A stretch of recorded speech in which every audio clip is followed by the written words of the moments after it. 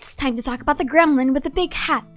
With the recent drops of the Mirage allegory from Sumeru to the Golden Apple Archipelago story in its trailers, it's actually fascinating to see the tale of Scaramouche slowly parallel itself to the Archon quest. But the thing is, with the new Harbingers being released, it's really difficult to consider Scaramouche's importance to the Sumeru Archon quest when the trailer emphasizes that Tottori will have a massive hand in the overall fall of the nation, which is why I believe that Scaramouche's story will be a much smaller side plot, much like Signora's presence in Inazuma. But regardless, it's still fun to speculate what will happen to Scaramouche in Sumeru, if he is in Sumeru. Alright, but disclaimer, these are my personal speculations based off of crumbs in the lore, but they are not indicative of the final product and might not even be completely accurate because Genshin lore relies a lot on interpretation. On a side note, apologies for the voice, I don't think my voice has completely recovered. So let's begin with an important question. Why would Scaramouche appear in the Sumeru Archon quest in the first place? Simply put, I theorize it's because of the dreams. Sumeru's greater lore developed the Akasha system that stopped people from dreaming, and the people considered this as a sign of their utmost intelligence and wisdom. Now contrast this with Scaramouche's character, a personality who is openly emotional and sees entertainment in the uncertainties of life. Someone who has openly defied systems and is by no means a rational and conventional creature. I mean, he literally slapped the guy just to see his reaction. Scaramouche's portrayal has always correlated him with the two kinds of dreams. First is the physical aspect of dreaming that relates to mirages and illusions. When Scaramouche first appeared in 1.1, the story of the unreconciled stars, it's related to the tale of the one man's dream to climb Pylos Peak, and this is reflected in how people were forced to sleep if they touched the meteors. Scaramouche is almost always portrayed with the word sleep. After he was created and deemed as a successful prototype but unfit to house the Gnosis, he was put to sleep in the Shakai Pavilion, where he would begin his story as a nameless eccentric. Scaramouche was also portrayed to sleep in the Unreconciled Stars event before confronting Mona and the Traveler, and in the 2.1 Inazuma Archon quest, he goaded the Traveler into absorbing the power of the Tatarigami through bouts of anger, effectively knocking them out. Scaramouche himself is also capable of dreaming, something that actually surprised him because he thought that he didn't have the faculties for it. Even he's not sure where it came from, whether it was the Fatui's meddling or it was a result of the first time he got the Electro-Gnosis. But I assume that it was the latter.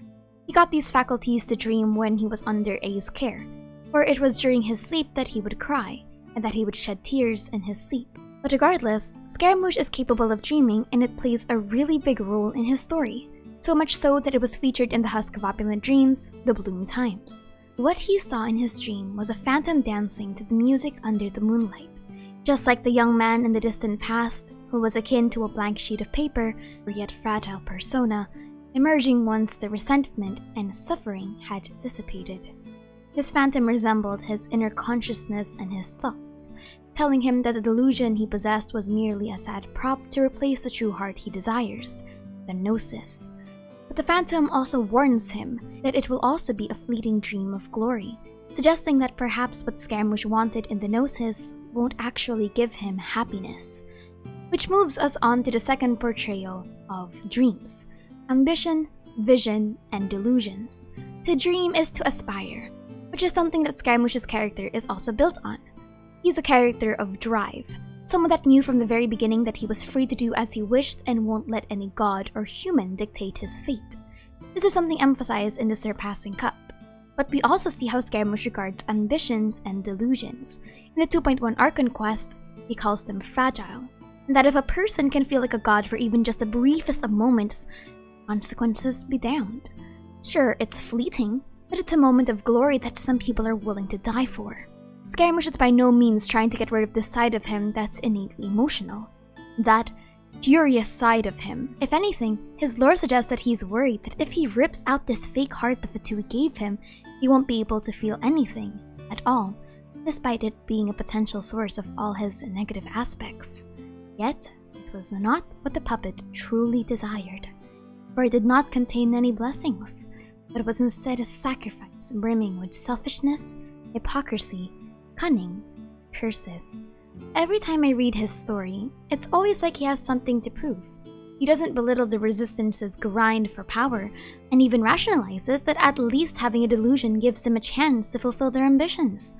What he calls stupid, though, is how desperately they cling to it, and the more incompetent they are, the more determined they are to fight it, a potential parallel to the fact that Scaramouche is holding so desperately to his own heart.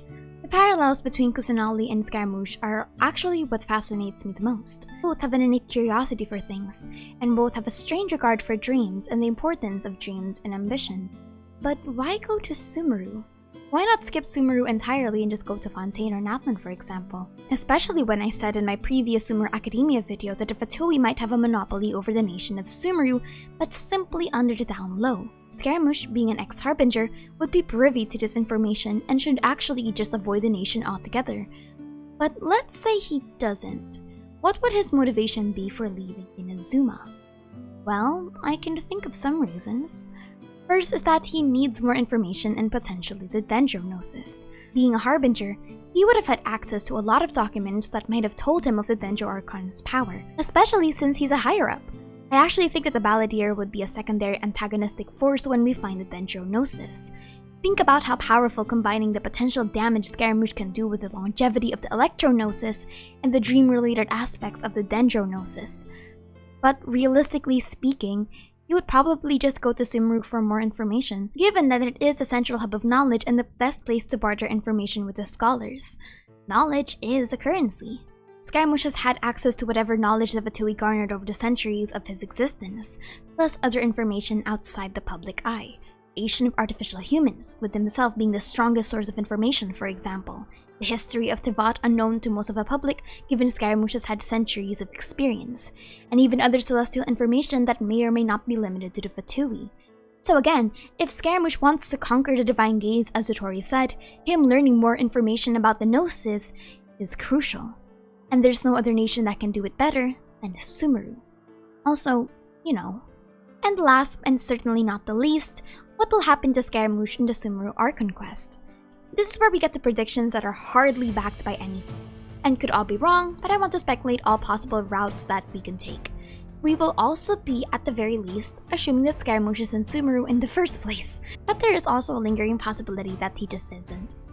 Regardless, let's begin with the off-screen potential things that could happen to him. First is that he dies, or is horribly maimed by the other harbingers that are sent to kill him.